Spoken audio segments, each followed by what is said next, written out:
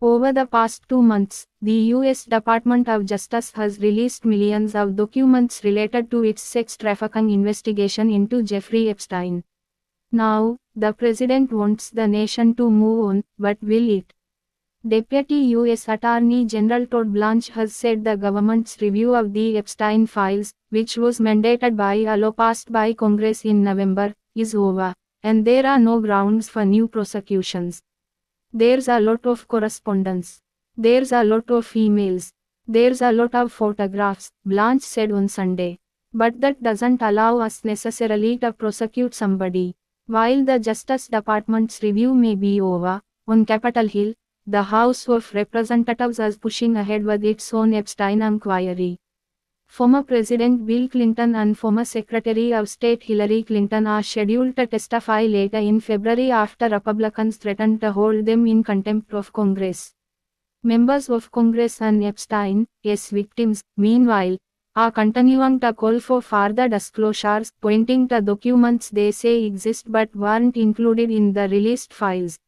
It is yet another sign of just how difficult to shake the story has become for those, like President Donald Trump, who are clearly keen to move on.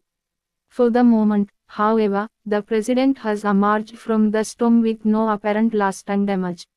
That was not true for some of the other rich and powerful figures whose ties to Epstein were more prominently detailed in the files, and who had continued contact with him long after he became a convicted sex offender in 2008. Andrew Mountbatten Windsor, the former Prince, Lord Peter Mandelson, the former UK ambassador to the US, and former US Treasury Secretary Larry Summers, for instance, have all faced professional and personal consequences for their connections to Epstein. Microsoft founder Bill Gates and tech multi-billionaire Elon Musk, among others, have had to explain emails and mentions of their name in the released documents. The president, at the White House on Tuesday, said he thought it was really time for the country to get onto something else.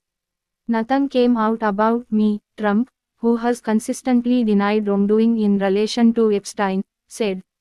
That, however, is not exactly accurate. The president's name appeared more than 6,000 times in the documents. He was frequently mentioned by Epstein and his associates. The two men, both presidents of New York City and West Palm Beach, had by all accounts a friendly relationship for much of the 1990s until, according to Trump, they fell out in the early 2000s.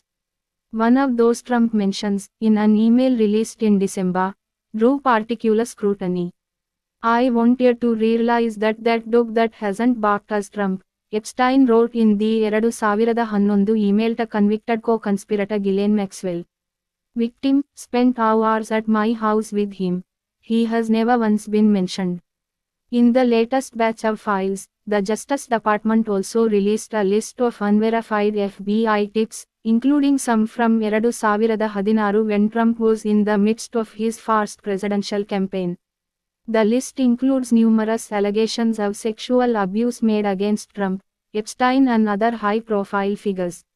The FBI tips, many of which were made without supporting evidence, temporarily disappeared from the Justice Department's document website on Saturday. That only served to fuel a feeling in some quarters that the department was working to protect the president.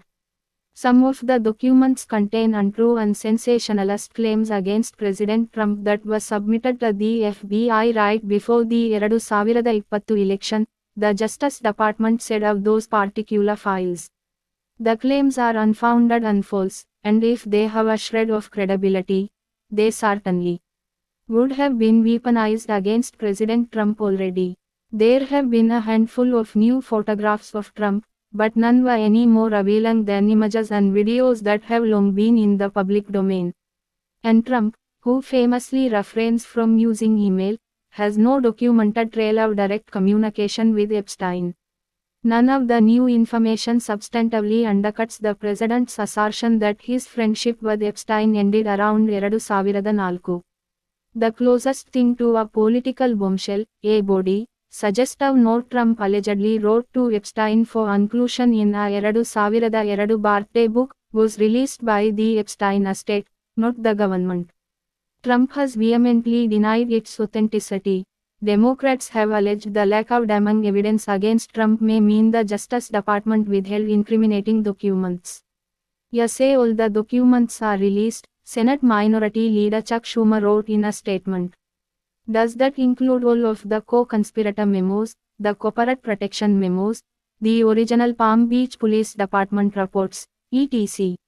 Has every document that mentions the word Trump been released?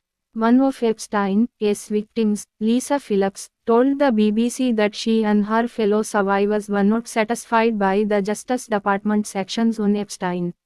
The department has violated all three of our requirements, she said. Number 1, many documents still haven't been disclosed. Number 2, the date set for release has long passed. And number 3, the Doge released the names of many of the survivors, and that's not okay. We feel they're playing some games with us, but we're not going to stop fighting. Anger and frustration among Trump's supporters over the administration's apparent reluctance to release all of its Epstein files, perhaps the most potent threat to the president's political standing, appears to have diminished with this wave of newly produced documents, however.